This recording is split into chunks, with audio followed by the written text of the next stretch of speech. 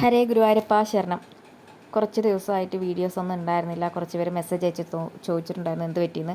കുറച്ച് യാത്രകളും തിരക്കും അതോടൊപ്പം തന്നെ സ്വതസിദ്ധമായ മടിയും ഉണ്ടായിരുന്നു. 2 വീഡിയോ ചെയ്യുന്നുണ്ട്. വേറൊരു ചാനലുണ്ട്, എൻ്റെ ടാരോ കാർഡിൻ്റെ ചാനലുണ്ട്. അതുകൊണ്ട് അതിൽ വീഡിയോ കമ്പൽസറി ആയിട്ട് ഇടുന്നത് കൊണ്ട് ഇത് ചില സമയങ്ങളിൽ ഇടാൻ സാധിക്കാറില്ല. അതുകൊണ്ടാണ്. ഇനി ഞാൻ മുടക്കാതിരിക്കാൻ ശ്രമിക്കാം.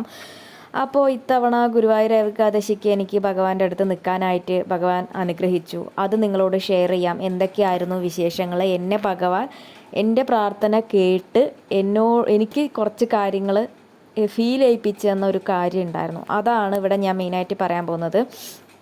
അതിനു മുമ്പ് ചാനൽ ആദ്യമായിട്ട് കാണുന്നവരാണെങ്കിൽ സബ്സ്ക്രൈബ് ചെയ്യുക. നിങ്ങൾക്ക് ഇഷ്ടമായ വീഡിയോ എല്ലാവർക്കും ഷെയർ ചെയ്യുക. ഭഗവാന്റെ കൂടുതൽ ഭക്തരിലേക്ക് നമ്മുടെ വിശേഷങ്ങൾ അടുപ്പിക്കുക. ആദ്യമായാണ് ഞാൻ ദശമി മുതൽ വ്രതം നോൽക്കുന്നത്.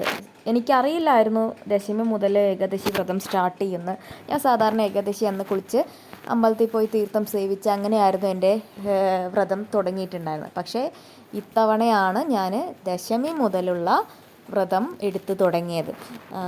അപ്പോൾ ദശമിക്കായിരുന്നു ഞാൻ ഗുരുവായൂർ എത്തിയിട്ടുണ്ടായിരുന്നത്. ഞാൻ നേരത്തെ മുമ്പ് വീഡിയോയിൽ കാണിച്ചിരുന്ന വാര്യർ സമാജം റൂം ഞാൻ അന്ന് തന്നെ ബുക്ക് ചെയ്തിട്ടുണ്ടായിരുന്നു. ഏകാദശിക്ക് വേണമെന്ന് പറഞ്ഞിട്ട്. അതുകൊണ്ട് എനിക്ക് കിട്ടിയിട്ടുണ്ടായിരുന്നു. കുറേ പേർക്ക് കിട്ടിയിട്ടില്ല എന്നുള്ളൊരു വിഷമവും പറയുന്നുണ്ടായിരുന്നു. ഓക്കെ, അപ്പോൾ ഞാൻ എൻ്റെ ഫ്രണ്ട്സായ അമ്പിളി ചേച്ചി, ജയശ്രീ ചേച്ചിയുടെ മോന് എല്ലാവരും കൂടിയിട്ടാണ് ഞങ്ങൾ അമ്പലത്തേക്ക് പോയിട്ടുണ്ടായിരുന്നത്. ആദ്യത്തെ ദിവസം ദശമിയുടെ അന്ന് പോയി കഴിഞ്ഞ് അന്ന് ഭഗവാൻ മുരളീധരനായിട്ടായിരുന്നു ചാർത്തുണ്ടായിരുന്നത്. അപ്പോൾ ഞങ്ങൾ നേരെ കയറി ചെന്നത് നമ്മുടെ ക്യൂ കോംപ്ലക്സിലെ ക്യൂവിലേക്കായിരുന്നു. അതായത് കിഴക്കേനടയിലെ ക്യൂ കോംപ്ലക്സ് ഉണ്ടല്ലോ, ആ കമ്പി പോലുള്ള അവിടേക്കാണ് പോയി കയറിയത്. അവിടെ നമ്മുടെ ഏകാദശി ചെമ്പൈ സംഗീതോത്സവം നടക്കുന്നുണ്ടായിരുന്നു. പാട്ടൊക്കെ കേട്ട് ഞങ്ങൾ ഹാപ്പി ആയിട്ട് ഇരിക്കുന്നുണ്ടായിരുന്നു. ഉടനെ കയറാമെന്ന് വിചാരിച്ചിട്ട് പക്ഷേ കയറാൻ സാധിച്ചില്ല. 1 മണി കഴിഞ്ഞു ഞങ്ങൾ ക്ഷേത്രത്തിൻ്റെ ഉള്ളിൽ കയറുമ്പോൾ. അപ്പോൾ അതിനിടയ്ക്ക് ഇങ്ങനെ വർത്താനം പറയുമ്പോൾ ഞാൻ അമ്പിളിയേച്ചിയുടെ അടുത്ത് പറഞ്ഞു, ഈ ഫോട്ടോയിൽ കാണുന്ന 2 താഴെയുള്ള വിഗ്രഹങ്ങൾ കണ്ടോ, ഒന്ന് അത് പഞ്ചലോക വിഗ്രഹം വലതുവശത്തുള്ളത്, ഇപ്പുറത്തെ ഇടതുവശത്തുള്ളത് തിടമ്പ് വിഗ്രഹമാണ്. അപ്പോൾ ഞാൻ ചേച്ചിയുടെ അടുത്ത് പറഞ്ഞു, ചേച്ചി ഞാൻ എപ്പോഴും പോകുമ്പോൾ ഇത് 2 ശ്രദ്ധിക്കണം എന്ന് വിചാരിക്കും, പക്ഷെ ശ്രദ്ധിക്കാൻ പറ്റാറില്ല. കാരണം ഒരുപാട് കാര്യങ്ങൾ നമ്മൾ പറയണം പറഞ്ഞിട്ട് ഭഗവാന്റെ മുമ്പിൽ ചെന്ന് അത്രയും നേരം ക്യൂ നിന്ന് 6 മണിക്കൂർ വരെയൊക്കെ ക്യൂ നിന്ന് പോയാൽ അവിടെ എത്തി കുറച്ച് നേരമല്ലേ ഭഗവാന്റെ അടുത്ത് നിൽക്കാൻ പറ്റുള്ളൂ. ആ സമയത്ത് സന്തോഷം പറഞ്ഞ് ഹായ് പറഞ്ഞ് കുറേ ഐ ലവ് യു പറയും, കുറേ താങ്ക്സ് പറയും, തന്ന അനുഗ്രഹങ്ങൾക്കൊക്കെ താങ്ക്സ് പറയും, കൂടെയുള്ള ആൾക്കാരെ എല്ലാവരെയും കാക്കണം എന്ന് പറഞ്ഞ് എല്ലാവർക്കും വേണ്ടി പ്രാർത്ഥിച്ച് അത്രയും കൂടെ നേരം കിട്ടില്ല, അപ്പോഴേക്കും അവിടെ നിന്ന് മാറ്റും നമ്മളെ. അപ്പോൾ ഇങ്ങനെയായിരുന്നു പോയിക്കൊണ്ടിരുന്നത്. ആസ് യൂഷ്വൽ അന്നും അതുപോലെ ഉള്ളിലേക്ക് കയറി ചെന്നപ്പോൾ മുരളീധരനായിട്ടായിരുന്നു ചാർത്തുണ്ടായിരുന്നത്. അപ്പോൾ ഞാൻ പക്ഷെ നന്നായി തൊഴാൻ പറ്റിയിട്ടോ. പെട്ടെന്ന് അങ്ങോട്ട് മാറാണ്ടി ഒന്നും വന്നില്ല. ഇവിടെ തന്നെ എനിക്ക്, അതായത് മേൽപ്പത്തൂർ നാരായണീയ എഴുതിയ ഭാഗത്തു നിന്ന് തന്നെ എനിക്ക് ഭഗവാനെ ഇടയിൽ നിന്ന് കാണാനായിട്ട് സാധിക്കുന്നുണ്ടായിരുന്നു. അപ്പോൾ ഭയങ്കര സന്തോഷമായിരുന്നു. പക്ഷെ അടുത്തെത്തിയ സമയത്തും ഇതേപോലെ എനിക്ക് ഈ ഒരു കാര്യം, അതായത് തിടമ്പ് വിഗ്രഹവും പഞ്ചലോക വിഗ്രഹം എനിക്ക് ശ്രദ്ധിക്കാൻ പറ്റിയില്ല. സന്തോഷം കൊണ്ട് തൊഴുതി കണ്ണു നിറഞ്ഞ് അപ്പുറത്തേക്ക് മാറി അമ്പിളി ചേച്ചിക്ക് പുറകിലുള്ള നരസിംഹത്തിനെയൊക്കെ കാണിച്ചു കൊടുത്ത്, കുറൂരമ്മ കഴുത്തിലടയ്ക്കണ കണ്ണനെ കാണിച്ചു കൊടുത്ത്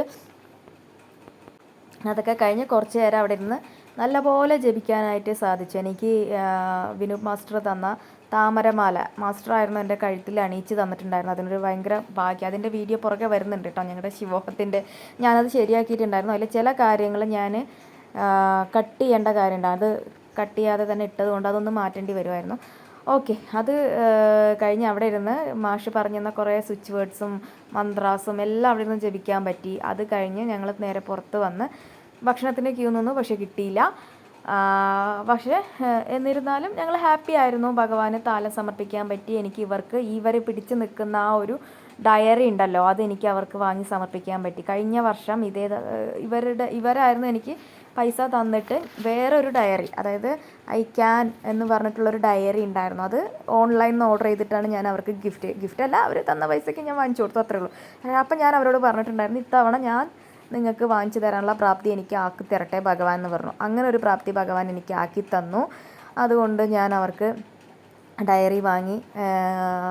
അവർക്ക് 2 പേർക്ക് മാത്രമേ ഇപ്പോൾ കൊടുത്തിട്ടുള്ളൂ. ബാക്കിയുള്ള എൻ്റെ കൂടെയുള്ള വേറെ കുറച്ച് ആളുകളുണ്ട്. അവർക്ക് എന്തായാലും ഞാൻ അടുത്ത മീറ്റിങ്ങിൽ അവർക്ക് കൊടുക്കുന്നതായിരിക്കും. പക്ഷെ അതിനുള്ള പ്രാപ്തിയൊക്കെ ഭഗവാൻ എനിക്ക് ആക്കി തന്നു. കഴിഞ്ഞ വർഷം ഈ ഏകാദശി സമയത്ത് ഞാൻ എയറിലായിരുന്നു സത്യം പറഞ്ഞ്. പക്ഷേ ഇത്തവണ ഭഗവാൻ അതെന്തിനാണ് എന്നെ എയറിൽ കയറ്റിയതെന്ന് എനിക്കിപ്പോഴാണ് അതെനിക്ക് മനസ്സിലായിക്കൊണ്ടിരിക്കുന്നത്. അന്ന് ദീപ ചേച്ചി പ്രാർത്ഥിച്ചിട്ടുണ്ടായിരുന്നു, എൻ്റെ കുട്ടി എവിടെയാണെങ്കിലും ഹാപ്പി ആയിട്ടിരിക്കട്ടെ, അവൾക്ക് സന്തോഷം ഉണ്ടാവട്ടെ. ദീപ ചേച്ചി ഈ വീഡിയോ കാണുന്നുണ്ടാവും. എന്നാലും ചേച്ചി, ഞാൻ ഹാപ്പി ആയിട്ട് തന്നെയാണ് ഇരിക്കുന്നത്.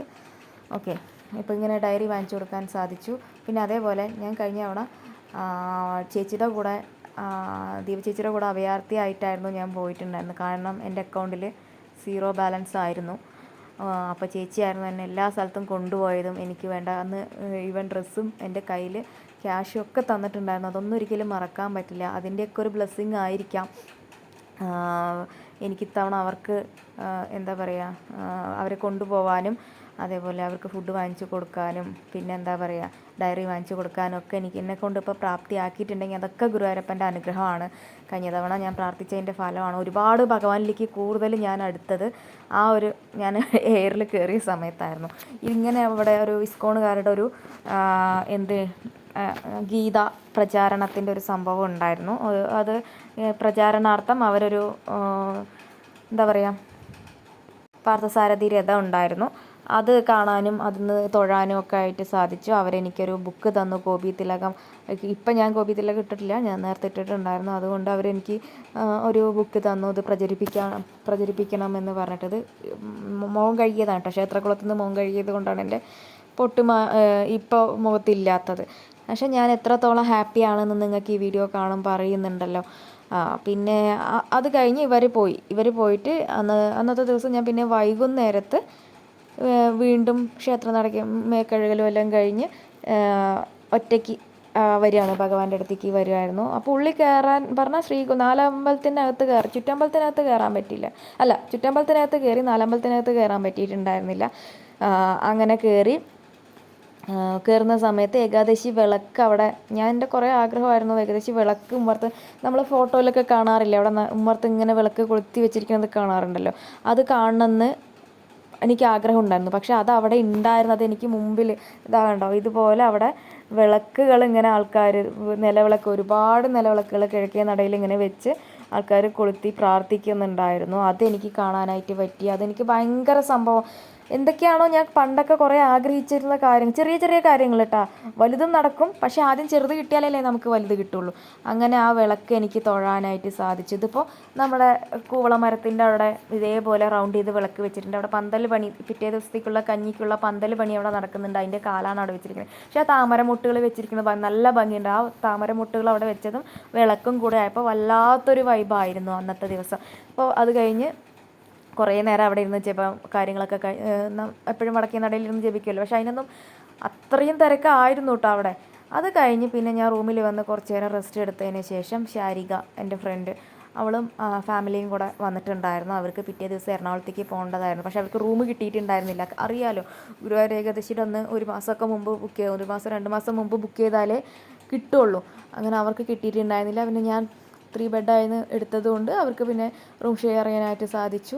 അങ്ങനെ അവൾ വന്നതിന് ശേഷം പിന്നെ രാത്രി ഞങ്ങൾ വീണ്ടും അമ്പലത്തിൽ വന്ന് കുറച്ച് നേരം നടന്ന് അതൊക്കെ കഴിയുമ്പോൾ എനിക്കുണ്ടായ വിഷമം എന്താണെന്ന് വെച്ചിട്ടുണ്ടെങ്കിൽ, അവിടെ ഇടയ്ക്കിടയ്ക്ക് ഇങ്ങനെ പറയുന്നുണ്ടായിരുന്നു, ഇനി ഒരാനയെ ഭഗവാൻ ഉണ്ടാവുള്ളൂ.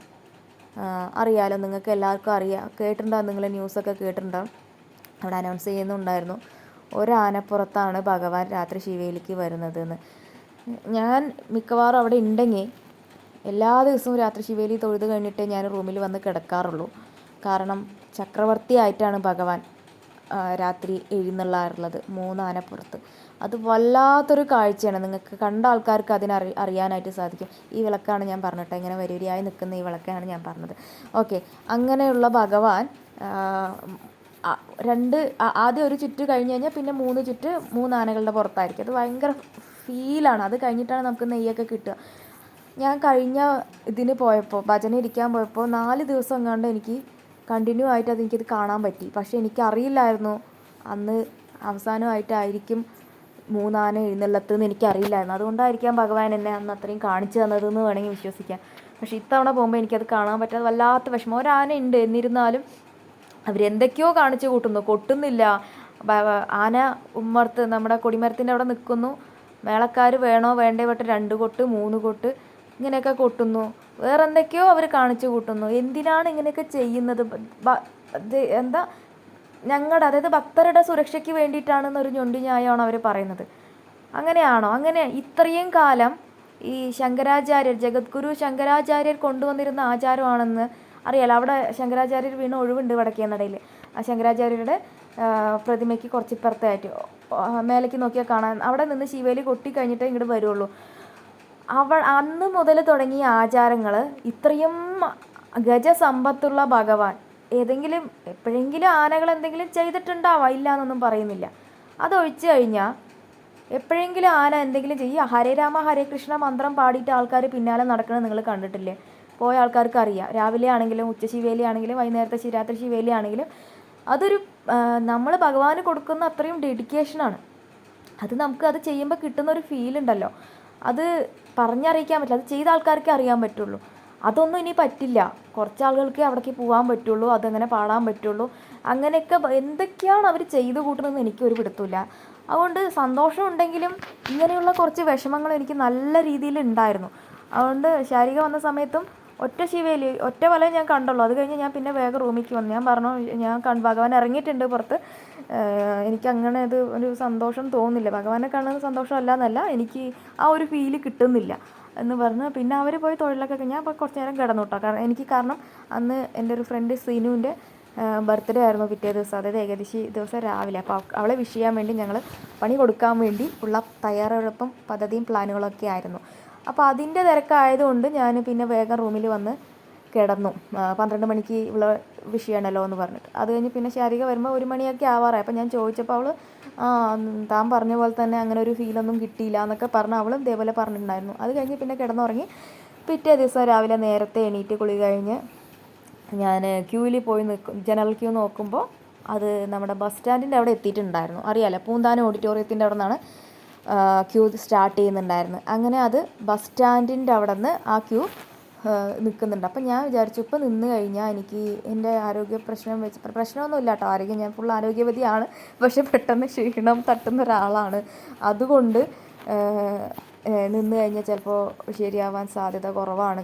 ഭഗവാനെ എപ്പോൾ തൊഴാൻ പറ്റും? അതിൻ്റെ ഇടയിൽ എൻ്റെ നമ്മുടെ സ്വാതി മാഷിൻ്റെ വൈഫ് കനകമ്മ എൻ്റെ കൂടെ വരുന്നുണ്ടായിരുന്നു. അപ്പോൾ അവർ 10 മണിയാകുമ്പോഴേ എത്തുള്ളൂ. അപ്പോൾ ഞാൻ ക്യൂവിൽ നിന്നാൽ തിരിച്ചിവിടെ എത്തിയില്ലെങ്കിൽ എന്നെ വിളിക്കാൻ അവർക്ക് അറിയില്ല, സ്ഥലം അറിയില്ല കറക്റ്റായിട്ട്. ഞാൻ പറഞ്ഞു കൊടുത്തെങ്കിലും നമ്മൾ അവരെ ഒന്ന് റിസീവ് ചെയ്യാൻ നിൽക്കുക എന്നുള്ളത് നമ്മുടെ മര്യാദയല്ലേ. അപ്പോൾ ഞാൻ അതിൻ്റെ ഉള്ളിൽ പോയി പെട്ട് കഴിഞ്ഞാൽ അത് എനിക്ക് സാധിക്കുമോ അറിയില്ല എന്ന് പറഞ്ഞ് ഞാൻ ഭഗവാന്റെ അടുത്ത് പറഞ്ഞു, ഭഗവാനെ ഞാൻ വൈകുന്നേരത്ത് വരാം, ഞാനിപ്പോൾ എന്തായാലും നാലമ്പലത്തിൻ്റെ ഉള്ളിലേക്ക് വരികയാണ്, ചുറ്റമ്പലത്തിൻ്റെ ഉള്ളിലേക്ക് വരികയാണെന്ന് പറഞ്ഞ് നേരെ അവിടെ കയറി. പക്ഷേ അപ്പോഴും ഭഗവാൻ ശിവേലിക്ക് വേണ്ടി പുറത്തിറങ്ങിയിട്ടുണ്ടായിരുന്നു. അപ്പോൾ ഒറ്റാന, അപ്പോൾ രാവിലെ അത്ര എനിക്ക് പ്രശ്നം തോന്നിയില്ല കേട്ടോ. കാരണം രാവിലെ എപ്പോഴും സാധാരണ ഒരു ആനയെ ഉണ്ടാവുള്ളൂ. രാത്രിത്തെ കാര്യമാണ് ഞാൻ പറഞ്ഞത്. അപ്പോൾ ഭഗവാന്റെ അടുത്ത് ഞാൻ തൊഴുത് കഴിഞ്ഞപ്പോൾ നല്ല തിരക്ക്, ഒരു തരത്തിലും അവിടെ നിൽക്കാനായിട്ട് പറ്റുന്നില്ല. ഒരു തരത്തിലും എനിക്ക് നിൽക്കാനായിട്ട് പറ്റുന്നുണ്ടായിരുന്നില്ല. അപ്പോൾ ഞാൻ എന്താ ചെയ്തിട്ടുണ്ടായിരുന്നെന്ന് പറഞ്ഞാൽ വേഗം ഭഗവതി അമ്പലത്തിൻ്റെ അടുക്ക് പോയപ്പോൾ അവിടെ ജപം ഉണ്ടായിരുന്നു, നാമജപം, ഹരേ രാമ ഹരേ കൃഷ്ണ ജപം ഉണ്ടായിരുന്നു. അപ്പം ഞാൻ വേഗം അതിനകത്ത് കയറിയപ്പോൾ എന്താ പറയുക, എന്നെ വെയിറ്റ് ചെയ്തിട്ട് ഇരുന്ന പോലെ അവിടെ ഒരു മുത്തശ്ശൻ വേഗം പറഞ്ഞു, മോൾ ഇവിടെ ഇരുന്നോ പറഞ്ഞ് വേഗം എൻ്റെ ഇങ്ങനെ ഈ കൊട്ടുന്ന സാധനം ഉണ്ടല്ലോ, നമ്മുടെ ഇലത്താളം കൈമണി പോലത്തെ ആ കുഞ്ഞു സാധനം, ഇങ്ങനെ നാട്ടുവാങ്കത്തിനൊക്കെ നമ്മൾ കൊട്ടുന്ന പോലത്തെ വേറൊരു സംഭവം ഉണ്ടല്ലോ നൂലുള്ളത്, അത് എൻ്റെ കൈ തന്ന്. അപ്പോൾ നല്ല പോലെ എനിക്ക് ജപിക്കാൻ പറ്റി. അപ്പോൾ അദ്ദേഹം അവിടുത്തെ വേറൊരു ആൾ, നേതൃത്വം കൊടുക്കുന്ന ആൾ എൻ്റെ അടുത്ത് ജപിക്കാൻ പറഞ്ഞു. അതായത് ഞാൻ ജപിക്കുമ്പോൾ മറ്റുള്ളവർ ഏറ്റ് ജപിക്കുക, അതൊക്കെ എനിക്ക് ഭയങ്കര ഫീലായിരുന്നു കേട്ടോ. അതിൻ്റെ ഇടയിൽ ഇങ്ങനെ ഗുരുവായൂരപ്പൻ ഞാൻ ഒരു വലമല്ലേ കണ്ടുള്ളൂ, ബാക്കി 2 വലം ഭഗവാൻ വെക്കുന്ന സമയത്ത് ഞാൻ നേരെ നോക്കി നിന്ന് അവിടെ ഇരുന്ന് നോക്കുമ്പോൾ നമുക്ക് കാണാനായിട്ട് സാധിക്കും. ഞാൻ അങ്ങനെ അവിടെ ഇരുന്ന് പ്രാർത്ഥിച്ചു. അത് കഴിഞ്ഞതിന് ശേഷം എന്താ ഉണ്ടായിന്ന് വെച്ചിട്ടുണ്ടെങ്കിൽ നമ്മുടെ സുദർശന രഘുനാഥ് വനമാലി, നിങ്ങൾക്ക് എല്ലാവർക്കും അറിയുന്ന നമ്മുടെ കുറൂരമ്മ, ഞാൻ കുറൂരമ്മ എന്നാണ് വിളിക്കുക. അവർ തിരിഞ്ഞു നോക്കിയപ്പോൾ അവർ തൊട്ട് പുറകെ വന്നിരിക്കുന്നുണ്ടായിരുന്നു. അപ്പോൾ അവരെ കാണാനായിട്ട് സാധിച്ചു. പക്ഷെ വർത്താനം പറയാനൊന്നും നടക്കില്ല കേട്ടോ, അവിടെ അറിയില്ല, ഫുൾ ജപമായിരുന്നു. അതുകൊണ്ട് വർത്താനൊന്നും പറഞ്ഞില്ല. പക്ഷെ കണ്ട് ചിരിച്ചു. അവരുടെ കൂടെ കുറേ നേരമൊക്കെ ഇരിക്കാൻ പറ്റി. സജ്ജനങ്ങളെ കാണുന്ന നേരത്ത് ലജ്ജ കൂടാതെ താണു വണങ്ങണം എന്ന് പൂന്താനം പറഞ്ഞിട്ടുണ്ടല്ലോ. അതുപോലെ അവരെയൊക്കെ കാണുന്ന സമയത്ത് നമുക്ക് ഭയങ്കര സന്തോഷമാണ്.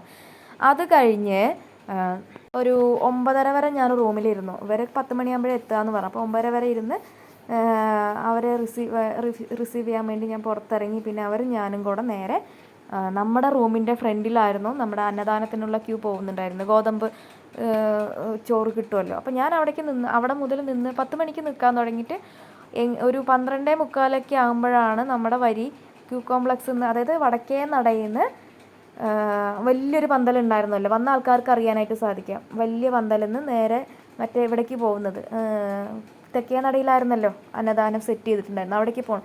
അവിടെ എത്തുന്നതിൻ്റെ അതിൻ്റെ ഇടയിലൊക്കെ ഓരോ ആൾക്കാർ ഇങ്ങനെ തലകറങ്ങി വീഴുന്നുണ്ടായിരുന്നു. കനകമ്മ പുറകിൽ നിന്നിട്ട് അവർക്ക് ചിലപ്പോൾ കണ്ടിട്ടായിരിക്കാം എന്തോ അവർക്കും പെട്ടെന്ന് വയ്യാതെയായി. ഞാൻ എനിക്ക് അവരെ കൊണ്ട് റൂമിലേക്ക് വരേണ്ടി വന്നു. അവർക്ക് ഫുഡൊക്കെ വാങ്ങിച്ചു കൊടുത്ത്, ആര്യാസിന്ന് ഫുഡൊക്കെ വാങ്ങിച്ചു കൊടുത്ത് റൂമിലേക്ക് വരേണ്ടി വന്നു. പക്ഷെ എനിക്ക് നല്ല വിഷമമുണ്ടായിരുന്നു. എനിക്ക് അവിടുന്ന് ഭക്ഷണം കഴിക്കണമല്ലോ ഭഗവാൻ, എനിക്കത് സാധിച്ചില്ലല്ലോ, ഇനി എപ്പോഴാണെന്നുള്ളൊരു തോട്ട് എനിക്കുണ്ടായിരുന്നു. പക്ഷേ ഇപ്പോഴത്തെ ഈ കാര്യങ്ങൾ നിങ്ങൾ ന്യൂസൊക്കെ കണ്ടിട്ടുണ്ടാവും. അവിടെ ഒരു ഭക്ഷണപ്പുരയിലൊരു അശുദ്ധി വന്നിട്ടുണ്ടായിരുന്നു. പുലയുള്ള ഒരാൾ അന്നദാനത്തിന് തിരികൊളുത്തി എന്നുള്ളത്. അതുകൊണ്ട് അവിടെ പോയി അന്ന് ഭക്ഷണം കഴിച്ച പ്രാദേശികവാസികൾ മുഴുവനായിട്ട് അവർ ആയിട്ട് അവിടെ വിളിച്ചു ചൊല്ലി പ്രായശ്ചിത്തം പറഞ്ഞിട്ടുണ്ട്. പക്ഷെ എനിക്ക് അന്ന് അവിടെ നിൽക്കാൻ പറ്റിയില്ലായിരുന്നല്ലോ. അതുകൊണ്ടായിരുന്നിരിക്കാം ഭഗവാൻ എന്നെ അവിടെ നിന്ന് മാറ്റിയതെന്ന് ഞാൻ വിശ്വസിക്കുന്നു. നീ അവിടെ നിന്ന് ഭക്ഷണം കഴിക്കണ്ട, അവിടെ ഇങ്ങനെ ഒരു കാര്യം ഉണ്ടെന്ന്. പിന്നെ റൂമിൽ വന്ന് കുറച്ച് നേരം റെസ്റ്റ് എടുത്ത് പിന്നെ വീണ്ടും വൈകുന്നേരം ക്യൂ നിൽക്കാൻ വേണ്ടി പോയി. കനകമ്മേനെ സീനിയർ സിറ്റിസണിൽ നിർത്തി. അത് കഴിഞ്ഞ് ഞാൻ പൂന്താനം ഓഡിറ്റോറിയത്തിൻ്റെ അവിടെ ക്യൂ നിൽക്കാൻ പോയി. പക്ഷേ അവിടെ നിന്ന് കഴിഞ്ഞിട്ടുണ്ടെങ്കിൽ ഞാൻ രാത്രി എന്തായാലും 1 മണിയാകുമ്പോഴേ അവിടെ എത്തുള്ളൂ എന്നറിഞ്ഞ് അങ്ങനെ അവിടെ നിന്ന സമയത്ത് എൻ്റെ ഒരു ഫ്രണ്ട് ഉണ്ടായിരുന്നു. ഫ്രണ്ടിൻ്റെ പാരൻസിനെ കണ്ടിട്ടുണ്ടായിരുന്നു. അവർ പറഞ്ഞു, ടീച്ചർ ഇവിടെ നിന്ന് കഴിഞ്ഞാൽ ശരിയാവില്ല, വരൂ നമുക്ക് സ്പെഷ്യൽ ക്യൂ എടുക്കാൻ പറഞ്ഞു. അവർ 3 പേരും ഞാനും കൂടെ അങ്ങനെ 4,500 രൂപയുടെ സ്പെഷ്യൽ ക്യൂ എടുത്ത് ഭഗവാനെ തൊഴാൻ വേണ്ടി നിൽക്കുമായിരുന്നു. അപ്പോൾ ഉള്ളിൽ കയറിയപ്പോൾ അറിയാലോ, പടിഞ്ഞാറേ നടയുടെ ഭാഗത്തു നിന്നാണ് സീനിയർ സിറ്റിസൺസിനും ഒക്കെ ക്യൂ പോകുന്നുണ്ടായിരുന്നു. അവിടെ അതിനെ കയറി അവിടെ പടിഞ്ഞാറേ നടയിൽ ഇരിക്കുകയായിരുന്നു. ഇരിക്കുന്ന സമയത്ത് എന്ത് സംഭവിച്ചു, എനിക്ക് ഭയങ്കരമായിട്ട് ടയർഡ് ആവുന്നുണ്ട് കേട്ടോ, ഇരിക്കുകയാണെങ്കിൽ കൂടെ. പക്ഷേ ഞാൻ ഭഗവത്ഗീത ചൊല്ലുന്നുണ്ടായിരുന്നു. അന്ന് ഭഗവത്ഗീത ദിവസം കൂടെ ആയിരുന്നല്ലോ. ഭഗവത്ഗീത ചൊല്ലിക്കൊണ്ട് തന്നെ ഇരിക്കുന്നു. ഞാൻ ആലോചിക്കുക, എന്തിനാ ഈ സ്പെഷ്യൽ ക്യൂ ഒക്കെ നിർന്നിട്ടും പിന്നെയും ഇത്രയും നേരം ഇരിക്കും. കാരണം 1 മണിക്കൂറോളമൊക്കെ വൈകി, എന്നിട്ടും ഇത്രയും നേരം വൈകുമോ ഭഗവാനെ എന്നൊക്കെ ഞാൻ അങ്ങനെ മനസ്സിൽ നമ്മളങ്ങനെ ഓരോ തോട്ട് പോകുമല്ലോ, അങ്ങനെ വരുമായിരുന്നു. അത് കഴിഞ്ഞ് പിന്നെ ക്യൂ നീങ്ങാൻ തുടങ്ങിയപ്പോൾ പെട്ടെന്നായി അവിടെ ഒന്നി തിരക്കൊക്കെ എത്തി. പക്ഷേ ഞാൻ ഉള്ളിലേക്ക് നോക്കുമ്പോൾ അലങ്കാരമില്ല ഭഗവാന്, പാതാളാഞ്ജന ശില മാത്രമേ ഉള്ളൂ. അപ്പം ഞാൻ ആദ്യമായിട്ടാണ് കാണുന്നത് അലങ്കാരപ്രിയനായ ഭഗവാനെ അലങ്കാരമില്ലാതെ ഞാൻ കാണുന്നത് അന്ന് ആദ്യമായിട്ടാണ്. ഭഗവാൻ ഞാൻ പറയുന്ന കാര്യങ്ങൾ കേൾക്കുന്നുണ്ട് എന്ന് എനിക്ക് ഫീൽ ചെയ്യിപ്പിച്ച് തന്നത് ആ നിമിഷം മുതലാണ്. അത് ഞാൻ പറയാട്ടോ. ഞാൻ സാധാരണ അലങ്കാരം കാണുമ്പോൾ അലങ്കാരം നോക്കി തൊഴുത് വേഗം പോകലാണല്ലോ പതിവ്. പക്ഷെ അന്ന് അലങ്കാരം ഇല്ലാതെ നിന്നപ്പോൾ എനിക്ക് ഈ മുമ്പ് ഞാൻ പറഞ്ഞിട്ടുണ്ടായിരുന്ന താഴെയുള്ള പഞ്ചലോക വിഗ്രഹവും തിടമ്പ് വിഗ്രഹവും നന്നായി കാണാൻ പറ്റി, കണ്ടു തൊഴുതു. എനിക്കപ്പോൾ ഭയങ്കര സന്തോഷം. ഞാൻ ഇങ്ങനെ പറയണം, അയ്യോ ഭഗവാനെ, ഇതല്ലേ ഞാൻ കാണാൻ ആഗ്രഹിച്ചത്. അത് നീ എൻ്റെ പ്രാർത്ഥന കേട്ട പോലെ നീ അലങ്കാരം ഇല്ലാതെ നിന്ന്, നീ എപ്പോഴും എൻ്റെ അലങ്കാരം കണ്ടു തൊഴുമ്പോൾ നീ എന്നെ മാത്രമല്ലേ കാണുന്നുള്ളൂ, ഇത് കാണുന്നില്ല, നീ ഇതല്ലേ ആഗ്രഹിച്ചത്, നീ ഇത് കണ്ടിട്ട് പോയാൽ മതി എന്ന് പറയണ പോലെ ഭഗവാൻ അവിടെ ഇരുന്ന് അലങ്കാരം ഇല്ലാതെ ഇരുന്ന്. പക്ഷെ നിങ്ങൾക്കറിയാം പാതാളാഞ്ജന ശിലയുടെ രൂപം എങ്ങനെയാണെന്ന് നിങ്ങൾക്ക് അറിയുമായിരിക്കും. പക്ഷേ ഭഗവാൻ അവിടെ നിന്ന് ഒരു അടി വെച്ച് എൻ്റെ ഫ്രണ്ടിലേക്ക് ഇങ്ങനെ നടന്നു വരുന്ന പോലെ അതേ രൂപത്തിൽ പാതാളാഞ്ജന ശിലയോട് അതിലിങ്ങനെ ഒരു സ്റ്റെപ്പ് എടുത്ത് എൻ്റെ ഫ്രണ്ടിലേക്ക് വെക്കുന്ന ഒരു ഫീലായിരുന്നു എനിക്ക് കണ്ടിട്ടുണ്ടായിരുന്നു. അത് എനിക്ക് ഭയങ്കര എന്താ പറയുക, ഇന്നസെൻ്റ് മറ്റേ സിനിമയിൽ ഒരു ഡയലോഗ് ഉണ്ടല്ലോ നമ്മുടെ കിലുക്കത്തിൽ, അടിച്ചു മോളെ എന്ന് പറയുമ്പോൾ ഇന്നസെൻ്റ് ഒരു എക്സ്പ്രഷൻ ഉണ്ട്, കരച്ചിൽ വരും ചിരി വരും, കരച്ചിൽ വരും ചിരി വരും. അതുപോലൊരു എക്സ്പ്രഷനായിരുന്നു എനിക്ക് മാറി മാറി, കരച്ചിലാണോ വരുന്നത് ചിരിയാണോ വരുന്നത് എനിക്കറിയാത്ത അത്രയും ഒരു ഫീലായിരുന്നു എനിക്ക് വന്നുകൊണ്ടിരുന്നുണ്ടായിരുന്നു. അങ്ങനെ എനിക്ക് ഭയങ്കര സന്തോഷമായി. കാരണം ഞാൻ പറയണതൊക്കെ എൻ്റെ ഭഗവാൻ കേൾക്കുന്നുണ്ടല്ലോ എന്ന് എനിക്ക് തോന്നിയപ്പോൾ എനിക്ക് ഭയങ്കര സന്തോഷമായി. അത് കഴിഞ്ഞ് അന്നത്തെ ദിവസം പിന്നെ ഞാനും കനകമ്മയും കൂടെ പുറത്ത് വന്ന്, കനകമ്മ പിന്നെ വെളിയിരുന്ന് തൊഴുതി, കൊടിമരത്തിൻ്റെ അവിടെ നിന്ന് തൊഴാൻ പറ്റില്ല, ഉള്ളു കണ്ടില്ല എന്നൊക്കെ പറഞ്ഞ്. അത് കഴിഞ്ഞ് പിന്നെ ഞാൻ അങ്ങനെ മുമ്പ് കാണിച്ചു തന്ന ഈ വീഡിയോയിൽ തന്നെ ഉണ്ടായിരുന്ന ആ ദീപാലങ്കാര കാഴ്ചയൊക്കെ കണ്ട് ഒന്ന് വലം വെച്ച് അങ്ങനെ പിന്നെ ഞങ്ങൾ അധികം പിന്നെ ചുറ്റാൻ നിന്നില്ല. അവർക്ക് പിന്നെ വയ്യാതെ ആയതല്ലേ പറഞ്ഞിട്ട് അവരെയും കൊണ്ട് അധികം രാത്രി സഞ്ചാരം വേണ്ടാന്ന് പറഞ്ഞ് പിന്നെ എന്തായാലും ആന ഒറ്റ ആനയല്ലേ ഉള്ളൂ എന്ന് പറഞ്ഞ്. അതുമാത്രമല്ല, ആനയല്ല ഗുരുവായൂരപ്പനാണ് പ്രധാനമെങ്കിലും അവർക്ക് വയ്യാത്തത് കൊണ്ടും പിന്നെ അത്രയും തിരക്കുള്ളത് കൊണ്ടും ഞങ്ങൾ പിന്നെ വേഗം റൂമിൽ വന്നു. പിന്നെ എനിക്ക് വേറെ കുറച്ച് കാര്യങ്ങളുണ്ടായിരുന്നു, എൻ്റെ ക്ലാസ്സുമായി ബന്ധപ്പെട്ട കുറച്ച് കാര്യങ്ങളുണ്ടായിരുന്നു. അത് നോക്കാൻ വേണ്ടി റൂമിലേക്ക് വന്നു കഴിഞ്ഞ് പിന്നെ പിറ്റേ ദിവസം രാവിലെ നേരത്തെ എണീറ്റ് തൊഴാനായിട്ട് പോയി. പക്ഷെ അതിന് മുമ്പ് വേറൊരു കാര്യം പറയട്ടെ, അതിൻ്റെ തലേ ദിവസം രാത്രി ഇത് കണ്ടിട്ടുണ്ടായിരുന്നു കേട്ടോ, പാർത്ഥസാരഥി ക്ഷേത്രത്തിലെ രഥം വന്നിട്ടുണ്ടായിരുന്നു. അത് രഥം ഞാൻ ഇതിൻ്റെ മുമ്പിൽ വീഡിയോ, ഈ ഫോട്ടോസ് കാണുന്നതിൻ്റെയൊക്കെ തൊട്ട് മുമ്പിലുള്ള വീഡിയോ ശ്രദ്ധിച്ചാൽ, അതായത് ഫോട്ടോജസ് ഉണ്ടായിരുന്നു. അതിൽ പാർത്ഥസാരഥി ക്ഷേത്രത്തിലെ രഥം വന്നിട്ടുണ്ടായിരുന്നു. അപ്പോൾ അതിൽ ഭഗവാനെ എനിക്ക് തൊട്ട് തൊഴുത് നമസ്കരിക്കാനായിട്ട് സാധിച്ചു. അത് ഭയങ്കര സന്തോഷം. അത് കഴിഞ്ഞിട്ടാണ് ഈ അയ്യപ്പൻ നായർ എന്നുള്ള കട, അത് പടിഞ്ഞാറേ നടയിലുള്ള കടയാണ്. പിറ്റേ ദിവസം രാവിലെ തൊഴൽ കഴിഞ്ഞതിന് ശേഷം ഞാൻ അവിടേക്ക് പോയി. അവിടുന്ന് കുറച്ച് സാധനങ്ങളൊക്കെ വാങ്ങണം എന്നുണ്ടായിരുന്നു. പക്ഷേ ക്യാരി ചെയ്ത് കൊണ്ടുവരുന്ന കാര്യം ആലോചിച്ചിട്ട് ഞാൻ പിന്നെ എപ്പോൾ പോയാലും ഒരു ഭഗവാനെ അവിടെ നിന്ന് എടുത്ത് കൂടെ കൂട്ടുന്ന ഒരു പതിവുണ്ട്. അങ്ങനെയാണ് ഇതാണ് ഞാൻ പറഞ്ഞ പാർത്ഥസാരഥി എഴുന്നള്ളത്ത്. അത് കണ്ട് ഞാൻ ആദ്യം പ്രാർത്ഥന മാത്രമേ കണ്ടുള്ളൂ. നമ്മുടെ സാരഥി താഴെയാണ് ഇരിക്കുന്നുണ്ടായിരുന്നത്.